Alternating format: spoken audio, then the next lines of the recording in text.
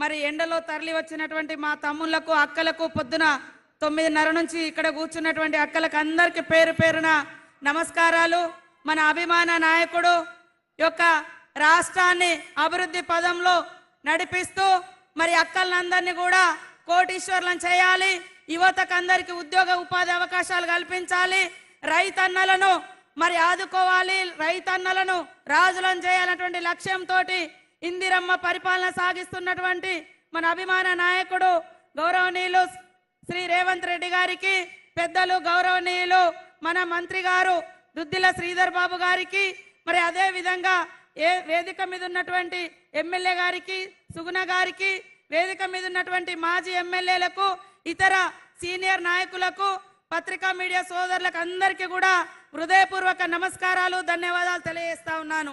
ముఖ్యంగా 10 సంవత్సరాలుగా BRS party TRS party ప్రజలకు దూరమై ప్రజల ఆకాంక్షలకు అనుగుణంగా పరిపాలించలేదు కాబట్టే మీరు పక్కకు పెట్టడం జరిగింది. ఇప్పుడు మోడీ బీజేపీ కూడా గత 10 సంవత్సరాలుగా ఈ రాష్ట్రాన్ని పరిపాలిస్తుంది.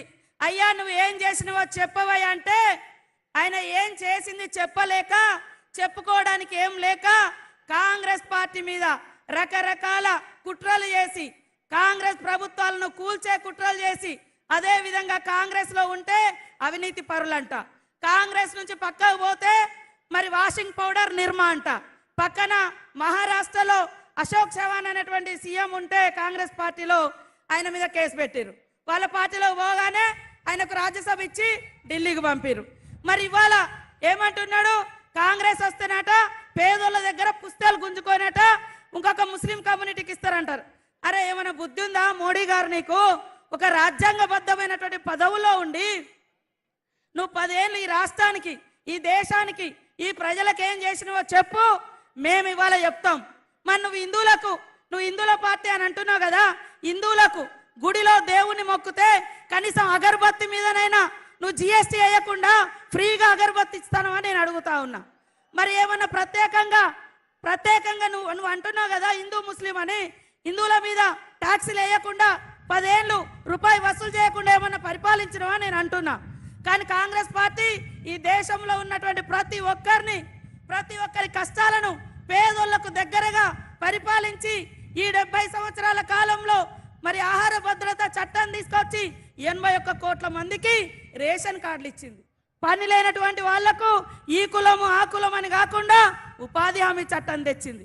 ప్రతి పిల్లగాడు చదువుకునే విధంగా, ప్రతి అమ్మాయి చదువుకునే విధంగా విద్యా హక్కు చట్టం తెచ్చింది. నువ్వేం తెచ్చినవయ్యా? జిఎస్టీ తెచ్చిండు. జిఎస్టీ తెచ్చి ఈ 9-10 సంవత్సరాల కాలంలో దేశవ్యాప్తంగా పేదల నుంచి 54 లక్షల కోట్ల రూపాయలు పన్నుల రూపంలో వసూలు చేసిరు. కానీ కాంగ్రెస్ మహిళలకు లోన్లు ఇచ్చింది. మహిళలకు 500కే ఆనాడు కాంగ్రెస్ ఉన్నప్పుడు ఇళ్లల్లో మరి గ్యాస్ సిలిండర్ ఇచ్చి అక్కల కష్టాలు తీర్చింది. మరి అదేవిధంగా రైతన్నల రుణమాఫీ ఏకకాలంలో చేసింది. ఇందిరమ్మ ఇల్లు ఇచ్చింది, బడులు ఇచ్చింది, గుడులు ఇచ్చింది, మడి ఇచ్చింది. ఇవాళ వ్యవసాయ రంగాన్ని అద్భుతంగా ఇవాళ కడెం ప్రాజెక్టు కావచ్చు ఆదిలాబాద్లో, మరి శ్రీరామ్ సాగర్ నిజామాబాద్లో కావచ్చు, ఇవన్నీ తెచ్చినాం. మీరేం తెచ్చిరా? ఒక్కటన్నా ఇవాళ ఏమన్నంటే అయోధ్య పేరుతోటి ఊరూర్లో వసూలు చేసుకున్నారు, తీసుకుపోయి అక్కడ కట్టిరు, సంతోషం. కానీ మాకేమిచ్చిర్రు? ఊళ్ళలో ఏమిచ్చిర్రు? ఇల్లు ఇచ్చిరా? తమ్ముళ్ళు ఉద్యోగం ఇచ్చిరా? రుణమాఫీ చేసిరా? మరి 2019లో రైతన్నలకు అందరికీ 2000 రూపాయల చొప్పున పెన్షన్ ఇస్తా అన్నారు, ఇచ్చిరా? 2000 ఉద్యోగాలు ఇస్తాం సంవత్సరానికని 22 కోట్ల ఉద్యోగాలు అని చెప్పి ఆ లెక్కన 20 కోట్ల ఉద్యోగాలు రావాలి మనకు. వచ్చినాయా?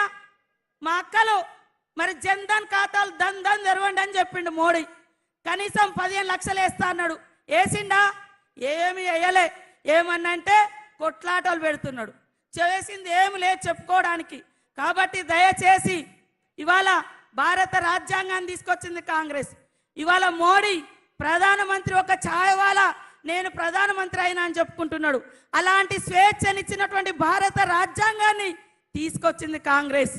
ఇవాళ ఆ రాజ్యాంగాన్ని ప్రమాదంలో పెట్టి భారతీయుల యొక్క ఆత్మ గౌరవాన్ని దెబ్బతీస్తూ ఎస్సీ ఎస్టీ బీసీ మహిళా మైనార్టీ మనిషి అనుకునేటువంటి ప్రతి ఒక్కరికి ఇవాళ భారత రాజ్యాంగంలో హక్కులు రాయబడ్డాయి.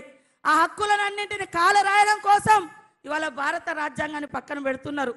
కాబట్టి మా అక్కలారా ఆలోచించండి. మన గవర్నమెంట్ వచ్చిన నాటి నుండి మరి ఇస్తానన్న ఫ్రీ బస్ ఇవ్వడం జరిగింది, 200 యూనిట్ల కరెంట్ ఇవ్వడం జరిగింది, 500కే సిలిండర్ ఇవ్వడం జరిగింది, 5 లక్షలతోటి ఇండ్ల యొక్క బడ్జెట్ కూడా రిలీజ్ చేయడం జరిగింది. ప్రతి ఒక్కటి గ్యారంటీలకు గ్యారంటీ రేవంత్ రెడ్డి గారు, గ్యారంటీలకు గ్యారంటీ ఇందిరమ్మ పాలన. కాబట్టి మాట ఏదైతే ఇస్తామో అది తప్పకుండా నిలబెట్టుకుంటాం. ఈ 10 సంవత్సరాలు ఆదిలాబాద్ జిల్లాకు ఏం చేసిరు? ఇవాళ ఈ జిల్లాలో ఐటీడీఏలు వచ్చిన, ఉద్యోగాలు వచ్చిన, మరి అదే విధంగా అనేక రకాల ఫండ్స్ వచ్చిన కాంగ్రెస్ తోటి వచ్చింది తప్ప ఈ బీజేపీ బీఆర్ఎస్ ఏం వేయలేదు. ఇంకా 5 ఏళ్ళు మన ప్రభుత్వం మీద ఉంటుంది.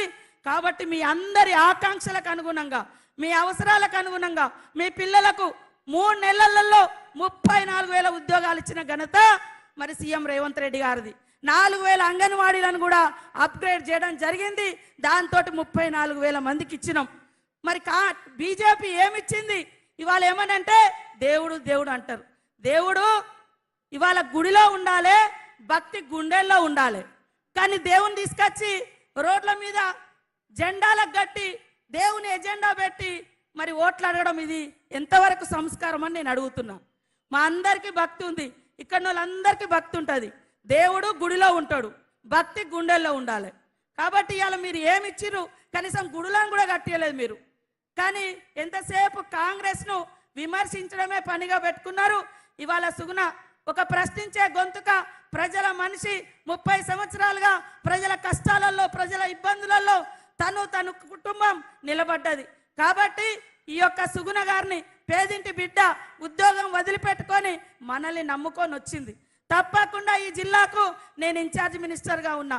సీఎం రేవంత్ రెడ్డి గారు కూడా ఆయన ఎన్నికల కంటే ముందు ఏదైతే వాగ్దానాలు చేసిండో ఆ వాగ్దానం మేరకు సీఎం అయిన తర్వాత కూడా మొదటి పర్యటన ఆదిలాబాద్ జిల్లాలోనే చేయడం జరిగింది. కాబట్టి ఇక్కడికి వచ్చినటువంటి వాళ్ళందరి యొక్క అవసరాలు, సమస్యలు వారికి సంపూర్ణమైనటువంటి అవగాహన ఉంది. కాబట్టి మీ మనందరి అభిమాన సీఎం రేవంత్ రెడ్డి గారి ఆధ్వర్యంలో ఈ యొక్క పార్లమెంటు, ఈ జిల్లా అభివృద్ధి చెందుతుంది. చెందే విధంగా నేను ఇక్కడ బాధ్యత తీసుకుంటా. అక్కడ సీఎం గారు ఉన్నారు, ఇక్కడ ఆత్రం సుగుణ గారి చేతి గుర్తుకు ఓటేసి